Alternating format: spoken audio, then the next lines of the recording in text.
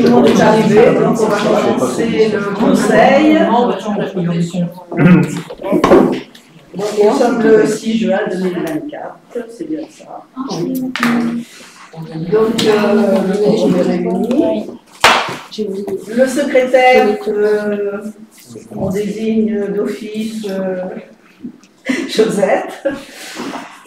Et donc, j'ai reçu des pouvoirs, donc de Gérard Villatte qui donne son pouvoir à M. Patrick Ramos, de Mme Lauriane Roux qui donne son pouvoir à Patricia Lépine, et Nicole Huette qui donne son pouvoir à Arlette Roy. C'est bon, Robin. Robin. Voilà. Et donc, Madame Pereira devrait arriver. Donc, je vais passer à l'adoption du PV que vous avez tous eu, le procès verbal du conseil municipal du 25 avril 2024. Donc, est-ce qu'il y a des questions ou quelque chose? Non. Donc, je vais passer au vote. Vote contre. Abstention. Donc, le procès verbal est accepté. Donc, c'est un des petits garçons qui vient pour son passeport. Ah, tu veux venir à côté de moi? Allez, viens à côté de moi alors. Viens, comme ça, tu vas me servir de secrétaire. Allez, viens. Tiens, regarde, il y a une place pour toi. Bonjour. Assieds-toi. Alors, comment tu t'appelles? Antoine. Alors, Antoine va être avec nous aujourd'hui pour ce conseil municipal. Merci Antoine d'être venu. Alors, Antoine est venu pour passer son passeport du civisme. Donc, tu vas pouvoir tamponner ton passeport du civisme pour une séance au conseil municipal. Alors, tu n'es pas obligé de rester toute la séance ici. Hein, quand tu en auras un peu assez, tu pourras partir. Voilà, alors tu vois, on a fait l'appel de tous les gens autour de la table. Donc, il y avait 19 personnes. Il manque encore une personne, mais elle va arriver. Et puis là, donc, je viens de faire adopter la dernière séance qu'on a faite au mois d'avril. Et là maintenant, donc je vais vous donner communication des décisions prises au titre des délégations du conseil municipal. Réalisation de 3 banderoles pour le marché par la société France Banderole pour un montant de 133,39 €. Audit pour le déplacement d'un défibrillateur par la société D-Sécurité pour un montant de 178,80 €. Acquisition de 2 filets pour les terrains de tennis auprès de la société My Store pour un montant de 164,16 €. Suppression de 2 branchements d'eau potable par Hello pour un montant de 2 435,95 €. Élagage sous les lignes de fibre optique par la société Boineau Christian pour un montant de 7 722 €. Concession dans le cimetière pour 2 mètres carrés pour une durée de 50 ans avec M. Rescas pour un montant de 1 000 €. Acquisition de panneaux de signalisation pour la rue des Champs-Maillards auprès de la société Signaux Giraud pour un montant de 214,94 €. Nettoyage et désembouage du chauffage de la garderie et de la cantine par la société Huron Frères pour un montant de 1 140 €. Travaux complémentaires pour le pôle commerce auprès de la société Aquitaine Girosol pour un montant de 2 780,40 €. Acquisition de médailles et sacs auprès de l'association du passeport du civisme pour un montant de 199 €. Réalisation d'une dalle au centre technique municipal par la société DG Sol pour un montant de 1 740 €. Réalisation d'un bornage de la parcelle A933 pour le projet de la galerie par la société Citéa Conseil pour un montant de 1 843,20 €. Fourniture de panneaux de rue par le syndicat de la voirie 17 pour un montant de 282,26 €. Travaux modificatifs pour le pôle commerce avec la société Galbou Gros pour un montant de 2265 €. Fourniture de matériel et peinture sur route par la société Atlantique Barreau Peinture pour un montant de 1211,93 €. Achat de matériaux pour la rénovation du centre technique municipal auprès de la société VM pour un montant de 1075,56 €. Fourniture de matériel de voirie par le syndicat de la voirie 17 pour un montant de 4 576,72 €. Fourniture du cocktail pour la fête de la Rosière par la société Onis Réception pour un montant de 1620 €. Voilà. Tu vois, tout ce que je viens de dire, ce sont toutes les devis que j'ai signés comme dépenses pour la campagne. Donc nous allons pouvoir passer maintenant aux délibérations. Donc la première délibération concerne l'aliénation du chemin rural longeant l'Altriane. Donc vous savez que l'Altriane, c'est le centre de collecte des ordures.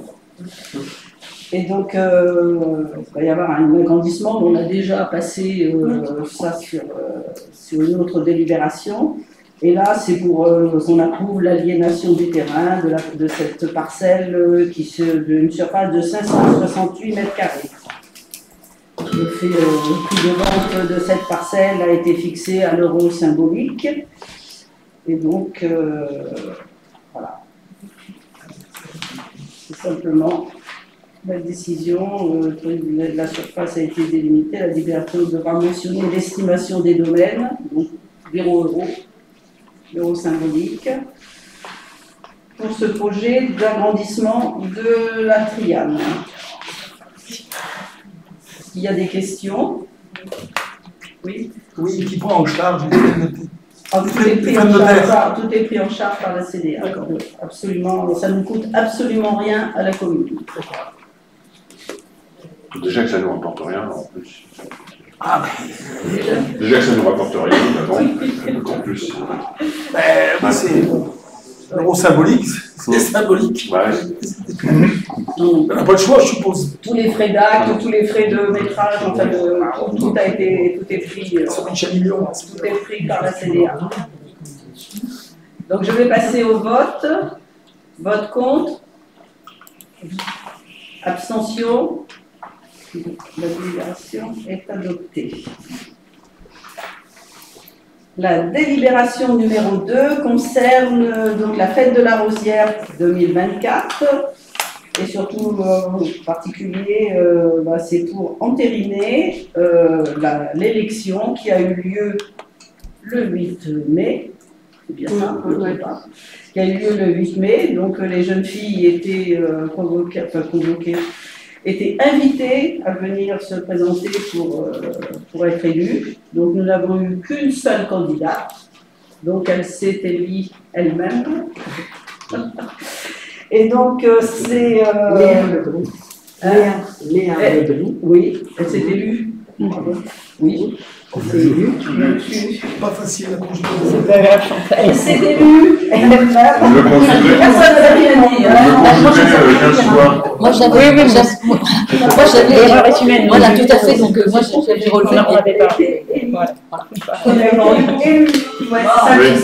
Quand ça fait 0 à l'école. Stéphane, tu reverras.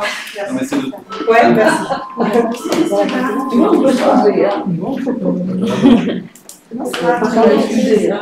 Par contre, il n'y aura pas de remboursement. Alors, sur la délibération. Alors, donc, nous, on est là. Le 8 mai, il y avait un conseil, mais faute de participants au conseil, nous n'avons pas pu entériner le 8 mai parce qu'il n'y avait pas de quorum. Nous n'étions pas très nombreux à ce conseil extraordinaire. Je le fais remarquer quand même. Voilà. Et donc, nous sommes obligés de le faire cette fois-ci à ce conseil municipal. Donc, il n'y a pas de problème, il y en avait qu'une. Donc, elle est Tu cherches donc, elle s'appelle Léa Lebris et elle est née le 19 septembre 2005. Donc, elle a exposé ses motivations, elle nous a dit pourquoi elle voulait être conseillère et donc, voilà. Donc, elle est élue avec une voix sur une. Je me marquais. Une voix sur une. 100%. Et donc, ce sera notre jolie Oscar de cette année, parce que c'est une très jolie jeune aussi, bien que la Rosière ne soit pas élue. C'est pas le concours de Miss, hein, comme on dit toujours, hein, c'est vraiment sur sa motivation. Et nous sommes très contentes que ce soit elle qui soit élue. Donc, vous retenez son nom, Léa Lebris. Donc, qu'est-ce que je peux vous dire de plus? Le tarif du repas. Alors, le tarif du repas. Le tarif du repas, le repas du samedi soir. Est-ce que tu veux le nom de sa dauphine? Ah, il y a une dauphine? Non, c'est pas il y aura une dauphine. Après, il y aura quelqu'un à ses côtés, mais qui n'est pas de Saint-sur-Mer. Oui. Il y aura quand même quelqu'un à ses côtés. D'accord. C'est Eulalie Chalvet, de Châtellon. Bah, on ne peut pas le mettre, hein, parce que si elle n'est pas de chez- elle ne faisait pas partie des candidats. On laisse le choix à la Rosière d'avoir quelqu'un à côté d'elle. Si c'est une autre jeune fille qui pouvait être élue, elle a droit à une participation de combien on lui donne, 100 €, sur présentation sur une facture pour s'habiller. C'est quelqu'un de Mais l'extérieur. là, c'est quelqu'un de l'extérieur, donc on ne peut pas la nommer, on ne peut pas la mettre sur nos délibérations. Donc, le repas adulte, donc c'est le samedi soir, ça sera 19 € par personne, et le repas enfant, 7 € jusqu'à 12 ans, 7 €. Et donc, la Rosière aura une dotation de 500 €. Des questions? Je vais passer au vote. Vote contre?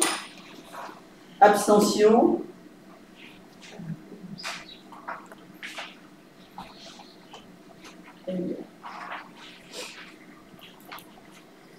Troisième délibération concerne la convention de servitude de 3 petites parcelles avec Enedis. Alors, ça concerne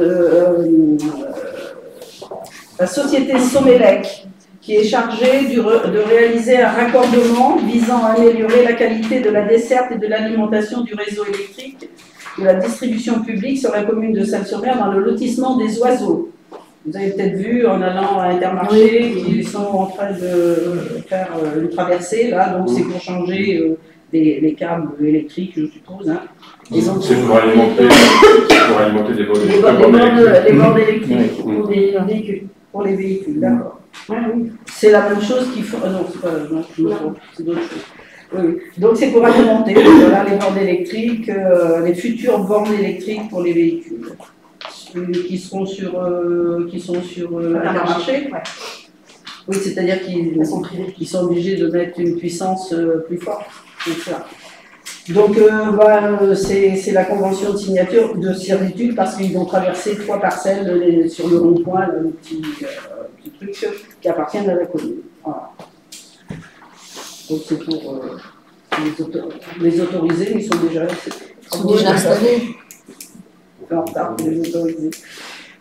Bien, des questions supplémentaires? Donc je passe au vote. Vote contre.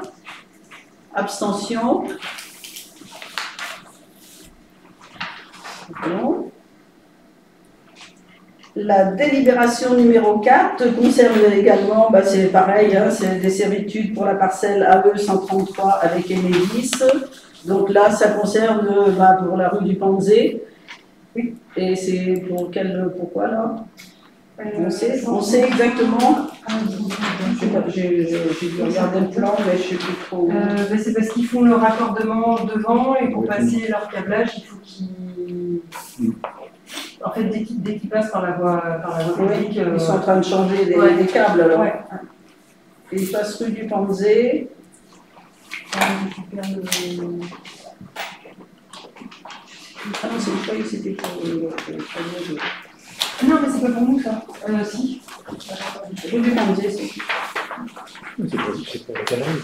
Ouais, c'est pour la galerie. Bah c'est ça, voilà, c'est pour ça que je posais la question. Donc c'est pour la galerie. Oui, c'est ça. Mais comme ils viennent se brancher en fait, Exactement. ils font un autre coffret en bord de parcelle. Comme c'est sur une parcelle, il faut qu'ils aient une autorisation servitude. Voilà. Donc là c'est pour le raccordement, le nouveau raccordement pour la galerie. Et donc on leur donne, ils sont obligés de nous demander une servitude. D'autres questions? Donc je passe au vote. Vote contre. Abstention. Donc c'est bon. La délibération numéro 5 concerne l'affiliation du syndicat mixte pour le schéma de cohérence territoriale La Rochelle-Aunis au centre de gestion de la fonction publique territoriale de Charente-Maritime. Alors, Explication.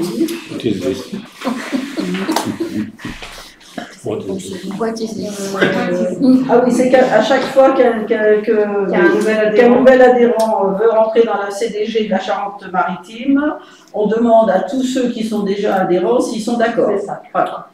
Ça se résume à ça. Donc le syndicat mixte veut rentrer dans le centre de gestion de fonction publique. Et donc, on est tous ceux qui sont affiliés, déjà, doivent donner leur avis. Donc, on vous demande un avis favorable. Ouais. Voilà. Et si on ne répond pas, de toute façon, on n'a pas beaucoup de choix. Si on ne répond pas dans les 2 mois, c'est qu'on est réputé favorable. Ouais, on l'a passé au conseil, on aurait très bien pu laisser vider les 2 mois, mais on le passe au conseil au moins. On est sérieux. Bien. Je passe au vote. Vote contre. Ah, quelqu'un qui veut voter. Abstention. Donc, nous sommes favorables à ce que le syndicat mixte entre dans le centre de gestion. Alors, à peu près la même chose encore. La délibération numéro 6 concerne adhésion et retrait de l'UNIMA. Donc là, c'est les communes il y a des nouvelles communes qui veulent rentrer dans l'UNIMA, dans le conseil syndical de l'UNIMA. Ça concerne les communes Trizé, puis Roland et Chantemerle sur Soie. Donc, j'ai même pas. Oui, c'est vrai. On voyageait. C'est comment ça s'écrit Chantemerle sur Soie et Soie et Soie. Et par contre, il y a les communes de Rochefort-sur-Mer, Moise, du CIA du canal de Charras et de Lazare. Oui, alors ceux-là, ils sortent Ils sortent. Voilà. Donc, est-ce que vous êtes favorable à ce que ces 3 communes entrent dans le syndicat de comité syndical de l'UNIMA? Voilà ce qu'on nous demande. Donc, je vais passer au vote. Vote contre. Abstention. Bon, voilà. Ces 3 communes font partie de l'UNIMA. La délibération numéro 7 concerne la modification des statuts du SDER. Donc là, c'est pour rajouter un article dans les statuts du SDER, et ça concerne justement le fait qu'on peut leur demander. Attendez, j'avais trouvé la phrase. Elle est là, elle est reportée entièrement. Oui, c'est ça. C'est-à-dire que le syndicat, le SDER a une compétence, apparemment on prie la compétence pour donner pour la maîtrise de la demande en énergie et plus particulièrement dans le domaine de la performance énergétique, de l'éclairage public, des bâtiments et des équipements publics, de l'achat d'énergie et du suivi de l'optimisation des consommations énergétiques. Donc là, en acceptant la modification de ce statut, ça veut dire qu'on peut demander au SDER de nous aider dans nos recherches justement de consommation d'énergie et tout. Et donc on peut profiter de leurs conseils. Et là c'est surtout en fait, il rajoutait la phrase parce que les groupements de communes n'étaient pas. Non, on n'était pas inclus. Ouais, il n'y avait que les communes. Voilà. Si on demande des collectivités membres, de leur groupement, le syndicat peut accompagner les interventions. Donc, je pense que c'est intéressant pour nous d'avoir des conseils. Donc on pourra leur demander si on a besoin. Vous avez des questions? Ben, je vais passer au vote alors. Pour un vote favorable. Je dis bien, c'est pour un vote favorable. Hein. Donc c'est vote contre, abstention. Donc, nous émettrons un avis favorable au projet de modification des statuts et si on a besoin, on leur demandera de nous aider. La délibération numéro 8, tu vois, on va vite, hein? Ça va? Tu n'attends pas trop? Tu restes avec nous? Bien. Donc la délibération numéro 8 concerne l'autorisation au droit du sol, les permis de démolir. Alors le permis de démolir, c'est pas une obligation. Tant qu'il n'y a pas de délibération. Voilà. Tant qu'il n'y a pas de délibération, c'est pas une obligation de demander un permis de démolir pour détruire un bâtiment. Voilà. Donc c'était un peu, c'est pour ça qu'on s'en est aperçu on n'avait pas délibéré à Salles-sur-Mer sur le fait que n'importe qui peut démolir quelque chose sans nous demander l'autorisation à la mairie. Donc c'est pour ça qu'on passe cette délibération. Alors souvent, c'est vrai que les permis de démolir sont dans les permis de reconstruire ou de transformation de maison ou quoi, donc obligatoirement il y a le permis de démolir. Mais quelqu'un qui veut démolir quelque chose sans rien faire, voilà. Jusqu'à maintenant, c'est voilà. On ne pouvait pas s'opposer à ce qu'il démolisse ou autrement puisqu'on ne l'avait pas passé en délibération. Donc maintenant, ça sera passé en délibération. Il faudra quand il y aura une démolition, il faudra demander la permission. Une question complémentaire. Par rapport à ça, le permis de démolir, est-ce qu'il y a une obligation de permis de travaux si, par exemple, cette démolition jouxte les voies publiques? C'est-à-dire un permis de travaux, est-ce que c'est obligatoire, un permis de travaux? Alors, permis de travaux, ça n'existe plus en fait. Maintenant, c'est soit un permis de construire, un permis de démolir, une déclaration préalable. Déclaration. Mettons, quelqu'un habite rue de la Platière. Ouais. Ou rue Bouteville. Oui. Donc il y a la rue bien sûr les trottoirs, et quelqu'un veut démolir quelque chose. Est-ce que là-dessus, on va voter pour ça, pour un permis de démolir, mais est-ce que pour démolir, il faudra bien des engins, est-ce que ça s'accompagne aussi d'un permis de travaux de... Ça n'existe plus. Ah bah si ça fait... Alors en fait, si tu touches à la voie publique ou au trottoir, dans ce cas-là, c'est une DICT, une déclaration d'intention de commencement de travaux. Et dans ce cas-là, il faut une autorisation de la mairie pour occuper le domaine public, comme ce qui se fait pour tous les travaux qui ont lieu sur la commune, que ce soit pour l'assainissement, l'eau, les enrobés, les choses comme ça. Après, si la personne ne démolit que sur sa parcelle, par exemple, nous, la galerie, le Vival, on l'a détruit que sur la parcelle. Donc dans ce cas-là, il n'y a pas besoin d'arrêter, il n'y a pas de déclaration. Et si la personne met une benne pour récupérer les gravats? Ah non, il faut une autorisation. Pour occupation du domaine public, il faut donc c'est vrai ce qui s'est passé pour la mairie, là. Il y a faire une demande pour la mairie. Il y a une benne pour les gravats. Mais nous, on avait un arrêté. Ah ben d'accord, oui. Donc pour le privé, c'est pareil. Ah oui, bien sûr. Oui. Dès qu'on occupe le domaine public, dès qu'on met quelque chose sur une rue ou quoi... Sandrine, elle prend un arrêté systématique. Très bien. Donc voilà. Donc là, ce soir, on délibère pour instituer le permis de démolir sur l'ensemble du territoire communal pour tous travaux ayant pour objet de démolir ou de rendre inutilisable toute ou partie d'une construction. En application de l'article 421-27 du Code de l'urbanisme. D'indiquer que les travaux de démolition devront faire l'objet d'une décision favorable préalable à leur mise en œuvre sur l'ensemble du territoire de la commune. De rappeler que sont dispensés du permis de démolir les démolitions visées à l'article, alors il y en a certaines, et pour les démarches et signatures nécessaires. Voilà. Je passe au vote. Vote contre. Abstention. Donc ça veut dire que quand tout le monde est 31, une seule abstention, tu vois, il y a quelqu'un qui vote contre. Comme il y a beaucoup plus de monde qui sont pour, c'est accepté.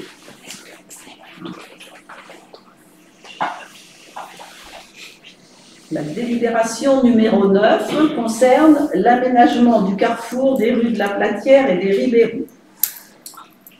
Voilà, donc là nous sommes sur ce fameux petit rond-point de la rue des Ribérous, La Platière.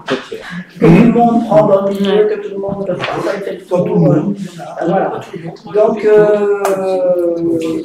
suite à la demande de beaucoup de riverains, surtout du lotissement des Ribérous, et puis des gens qui habitent, les voitures roulent vite, c'est très anxiogène pour tout le monde. C'est vrai qu'il y a eu beaucoup d'aménagements sur ce rond-point au cours des années. Hein. Il y a eu plein de choses, il y a eu des stops, il y a eu des... Ouais. Là, nous avons fait un sondage auprès des riverains. Alors, est-ce que, Roger, tu veux en parler? Parce que comme c'est toi qui as lancé le sondage et qui l'a récupéré aussi. En fait, le travail a été fait depuis mi-2023. La commission a travaillé sur des solutions de remplacement par rapport à ce qui existait et qui avait effectivement été modifié plusieurs fois. Ça partait d'une demande qui avait été faite effectivement par notamment des riverains de la rue des Ribérous, mais aussi des riverains de la rue de la Platière. Donc on a fait une étude dans le cadre de la commission transport. Ça a abouti sur un projet qui a été soumis en fait par sondage effectivement à l'ensemble des riverains. Et on a eu un retour qui était de l'ordre de 90% d'avis favorables, sachant qu'on a eu 21 ou 22 réponses, j'ai plus le chiffre exact en tête.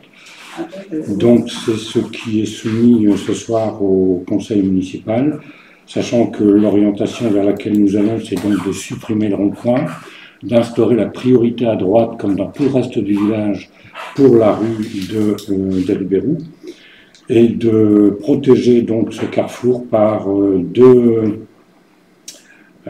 ralentisseurs avec traversée piéton. Voilà. Plus la signalisation verticale qui va avec. Voilà. Donc effectivement, il y a eu 20 réponses, 18 avis favorables, 1 avis défavorable et 1 qui ne se prononce pas. Pour le nouvel aménagement. Excusez-moi, si je comprends bien, donc il y a 18 personnes qui sont pour ce qui est proposé là, c'est-à-dire avec les... Oui. Comment ça va? Sur le plan, sur ce qu'on a proposé comme rectification. Hein, il y a 18 personnes sur les 20 qui sont pour le d'entretien. Oui, d'entretien, c'est ça. Dodane avec d'entretien. Ce ne sont pas des dodanes, ce sont des ralentisseurs.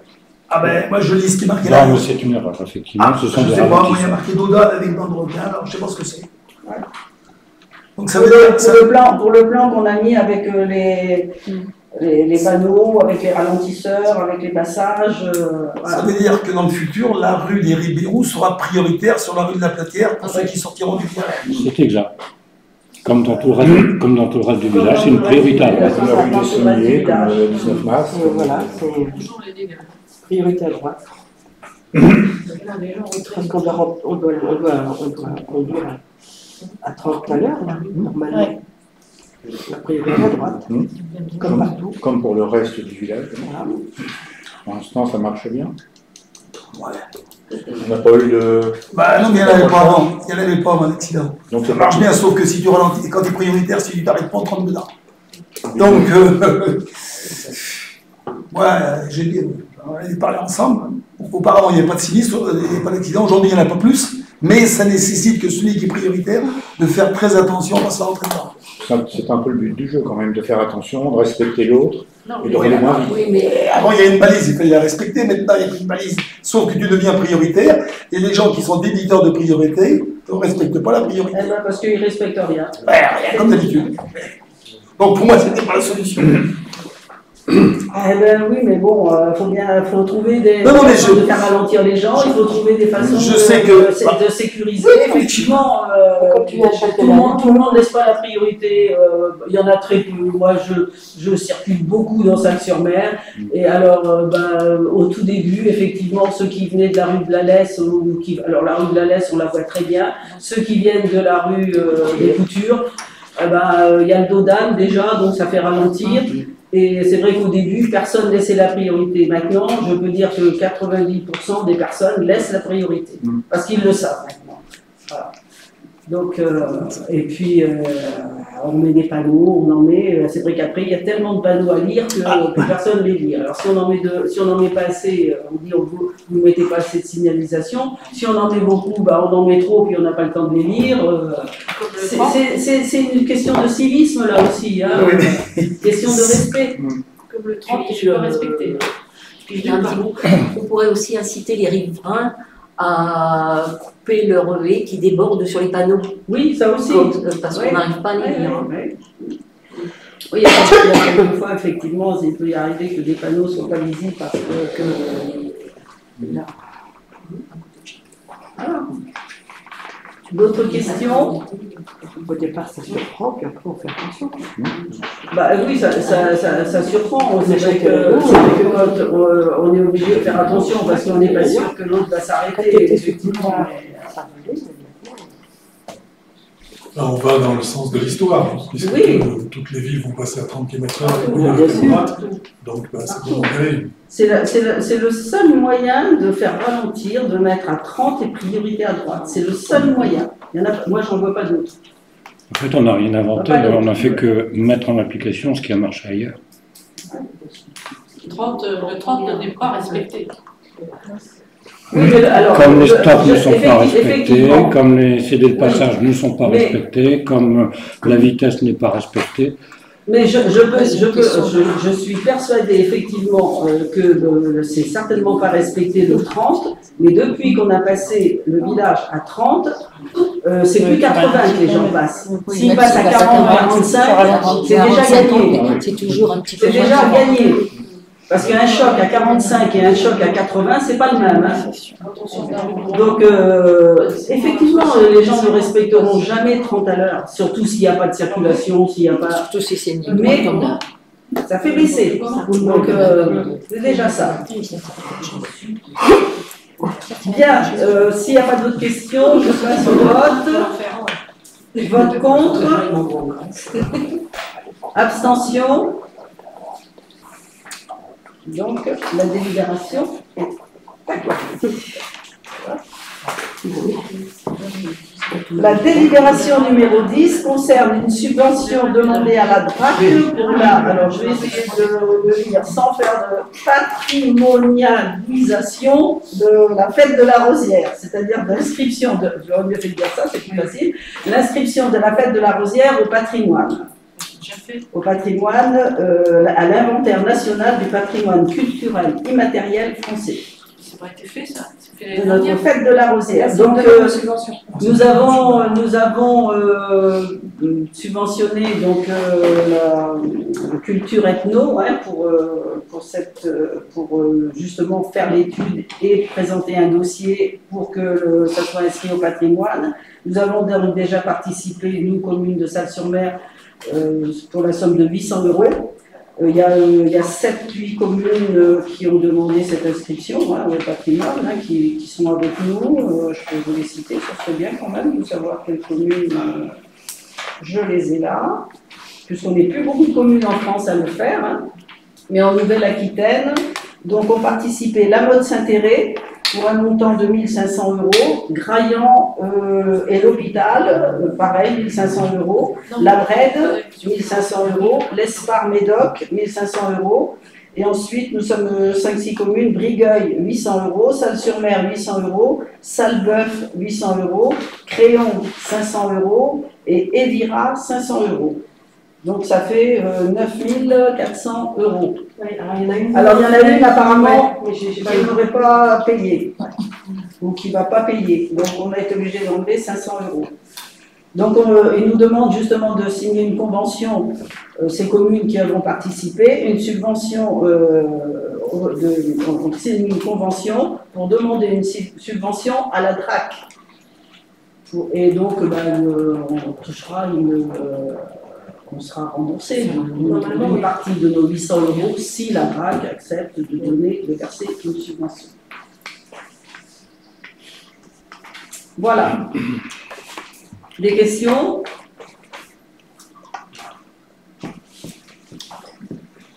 Je passe au vote.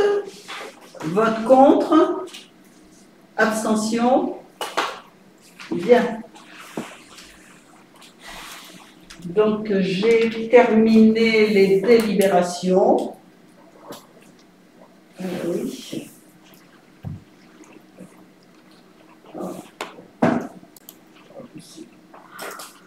Justement, je voulais vous en parler, mais je parlerai à la fin parce que là, ça va être trop difficile. Donc, je vais vous donner, je vous donne la date des prochaines élections. Donc, c'est dimanche. Hein.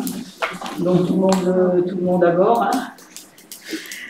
Ça va être costaud, 38 non, enfin il n'y en aura pas parce qu'il y a des bulletins apparemment qui seront... On n'a pas les bulletins. On a dû recevoir combien 18 bulletins, 20 sur les 38. Il n'y a pas 38 panneaux quand même dehors. Si. Il y a des affiches. 38 affiches, mais on n'a pas les affiches ni les bulletins. Parce que j'ai vu Cambouin, c'est pareil. On en a peut-être une vingtaine, c'est tout. C'est l'inflation qu'il n'y a pas. Oui. Oui, sur les futurs candidats, quand il manque, qu'il n'y a pas son bulletin, est-ce qu'on peut l'écrire à la main sur une feuille blanche? Non, alors souvent, non, c'est les petits partis qui font ça. Ils font le choix de ne pas faire imprimer pour économiser. Oui, mais en fait, ils donnent en ligne. Normalement, vous pouvez imprimer les bulletins au format A4. Format A4, hein, sinon ça ne passe pas. Mais donc ils font ce choix-là. Mais c'est pour économiser en fait. On ne peut pas écrire la main. Voilà, non, il faut avoir donc ça, je ne savais pas. Avoir le bulletin, mais effectivement, ils ont un petit parti. Les bulletins sont accessibles, mais en ligne, il faut les imprimer sur le. Surtout que c'est un scrutin de liste, donc c'est pas un nom qu'il faut mettre, mais 81. Il faut mettre les 81, oui. Donc c'est pour ça qu'il faut avoir la fiche, il faut avoir Vaut mieux. Le bulletin de. Oui, d'accord. Parce que si on essaie dans la 80, c'est bon à savoir. Ça reste voir dans les heures. Parce que si quelqu'un, là, comme je vais être au bureau de vote, il y a des personnes qui vont peut-être se poser la question. Voilà. Donc c'est intéressant à savoir.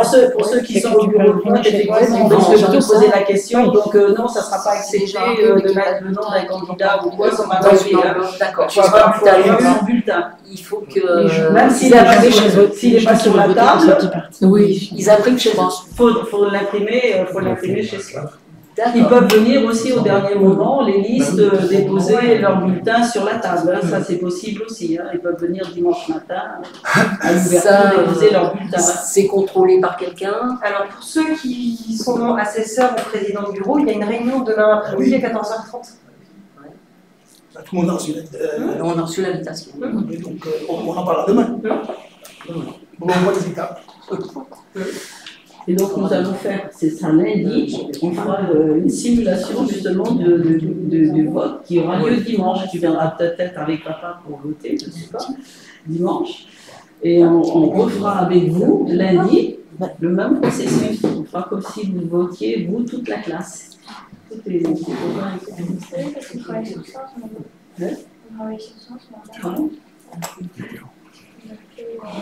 ben oui. Ah, c'est bien, très bien. Donc, Céline avait commencé à tout le monde. Donc, lundi, ça sera sympa. Donc, voilà la date des prochaines élections. La fête de la Rosière, je vous rappelle, samedi 22 et dimanche 23. Le 18 juin. Oui. Ah oui. Donc, oui, commémoration du 18 juin. Hein, parce que là aussi, je pense qu'il y aura des enfants qui doivent venir, je crois.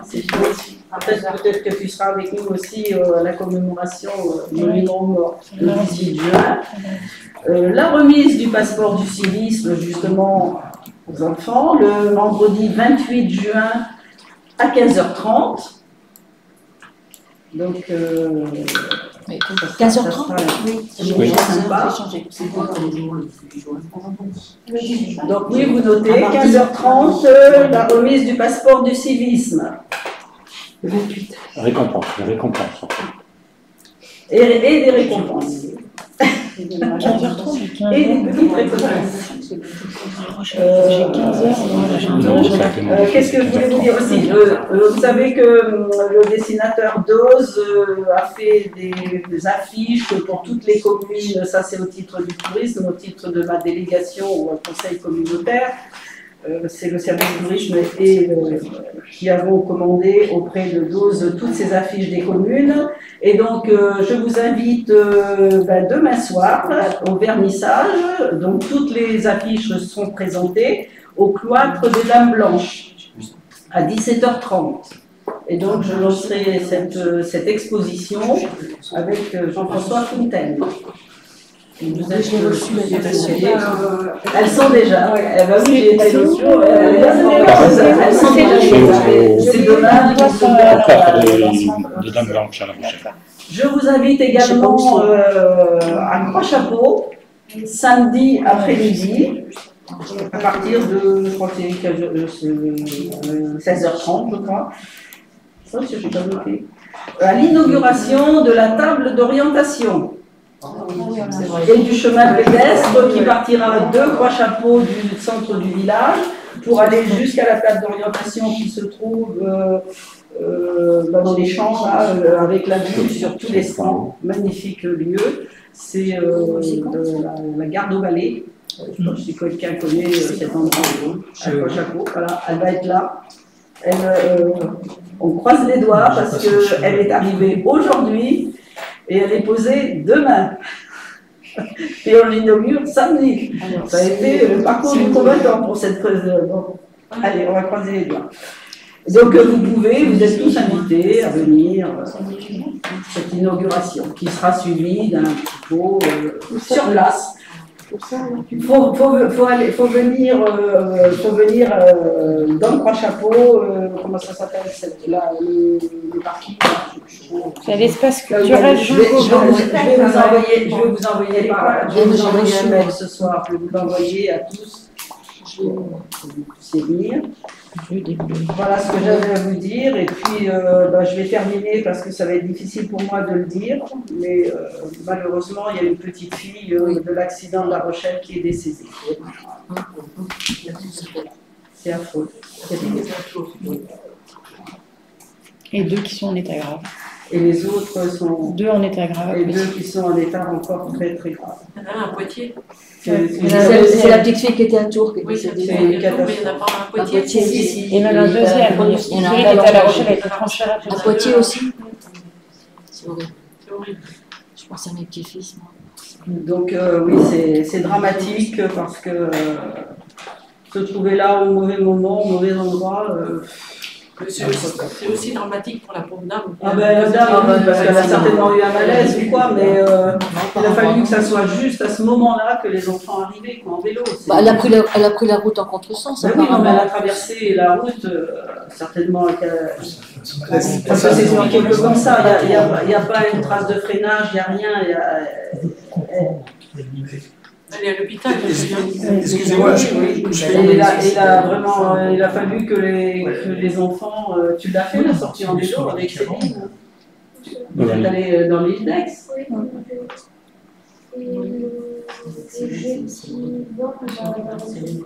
Et là, vous allez à La Rochelle. Ça fait partie du passeport. Alors, on est tous choqués, mais je vais vous proposer de faire une minute de silence pour la petite. On va penser à elle et à ses parents.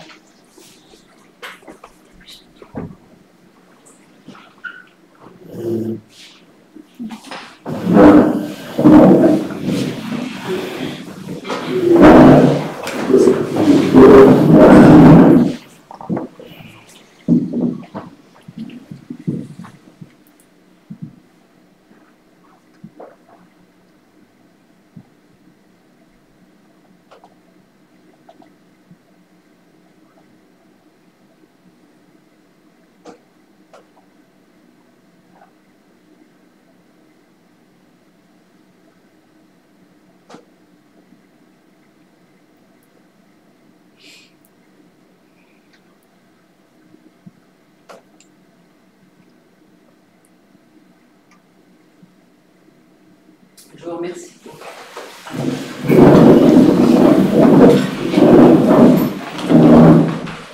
Bien, le conseil municipal est terminé. Merci. Je vais vous poser une petite question. Le sujet de la rue de la Pointe des Florins. On sait très bien qu'elle soit à sens unique. Moi, je suis partisan qu'elle soit à sens unique. Mais j'étais venue à la réunion d'ailleurs, le 15 février, et il avait été dit que le stationnement qui est sur le côté, après la rue de la Métairie, serait supprimé et serait remplacé par une petite chicane avec des fleurs. Or, il n'y a plus de chicane, oui, mais il y a toujours des voitures. Donc on est obligé, comme ça, les voitures arrivent à l'axe médian de la chaussée, on est obligé de rouler sur les parties de la chaussée et devant les portails des gens. Donc c'est un peu gênant pour les gens qui habitent là. Et bon, est-ce que ce qui avait été décidé à la réunion du 15 février, ça va se faire, le parterre? On remet les plots. À la suite de cette réunion de février, je me suis rapproché de tous les riverains et on a étudié avec tous les riverains donc les aménagements définitifs qui seraient mis en place en tenant compte justement des différentes problématiques. La première étant de faire ralentir les véhicules. La seconde étant de faciliter l'entrée et la sortie des différentes propriétés. Et Dieu sait s'il y a beaucoup de propriétés et d'entrée-sortie dans cette rue. Donc pour ce qui concerne le début de la partie qui est en sens unique, donc juste après la rue de la Métairie, on a effectivement décidé de mettre simplement une petite chicane qui ne sera pas une chicane de stationnement, qui sera sur une dizaine de mètres, de manière à faire ralentir. Elle sera protégée par deux jardinières avec un arbuste qui sont en cours d'étude. Et puis on aura une chicane qui sera plus courte à hauteur du clos des Fleurets, et avec 2 voitures uniquement, toujours pour permettre la sortie de certains acquéreux. Et puis il y aura une troisième chicane qui, elle, sera créée, qui sera après la sortie des locaux des médecins. Ceci étant décidé pour permettre justement à la fois le ralentissement et de faciliter les entrées-sorties. Donc tout ça, ça a été vu avec les riverains qui ont été sollicités. Oui, mais pour l'instant, oui, non, c'est toujours des voitures. Ça va. Non, alors, non, mais ce que veut dire, je comprends ce que veut dire André, c'est que comme on l'avait remis aux 2 sens et tout, les chicanes n'ont pas été remises. Elles vont être remises. Donc elles vont être remises, c'est ça, elles vont être remises vite là, hein. Parce qu'effectivement, ils remettent leur voiture, ils remettent leur voiture, ils se remettent. Oui, bien sûr. Donc on va les remettre, mais ça sera provisoire. De l'amovible, parce que quand il y aura les travaux de traversée de Salles-sur-Mer, il faudra remettre cette rue en double sens. Donc ça on va essayer, on va mettre les plots, on va les remettre, les jardinières et tout, on va remettre. Ça va se faire en 2 étapes. D'abord, remise des plots tels qu'ils étaient pendant l'expérimentation, le temps d'avoir toute la signalétique et de mettre en place cette signalétique qui se fera, je pense, dans les semaines qui viennent. Dès qu'on l'a reçue. Voilà. On va le remettre. Ça n'empêche pas que les gens passent toujours en sens interdit. Alors ça c'est sûr. Ça passe en sens interdit. J'en ai encore vu un hier qui est remonté à la rue en sens interdit. Ça c'est sûr. Avec les travaux qui sont donc dans la rue de Bouteville, il y a effectivement beaucoup de transgressions à ce niveau-là, qui concernent bien sûr la rue de la Croix-des-Fleuries, mais ça concerne aussi la rue du Roulet, ça concerne aussi la rue du Fournil. Donc il y a effectivement beaucoup d'infractions qui sont faites. La rue du Fournil, les gens ils vont pas sur la rue du Puy, hein, ils passent la rue des Fournil. Il y a eu un accrochage il y a une quinzaine de jours. Oui. On parlait tout à l'heure de sécurité, etc. Il y a un panneau sens interdit, il y en a même deux, je crois, panneaux sens interdit.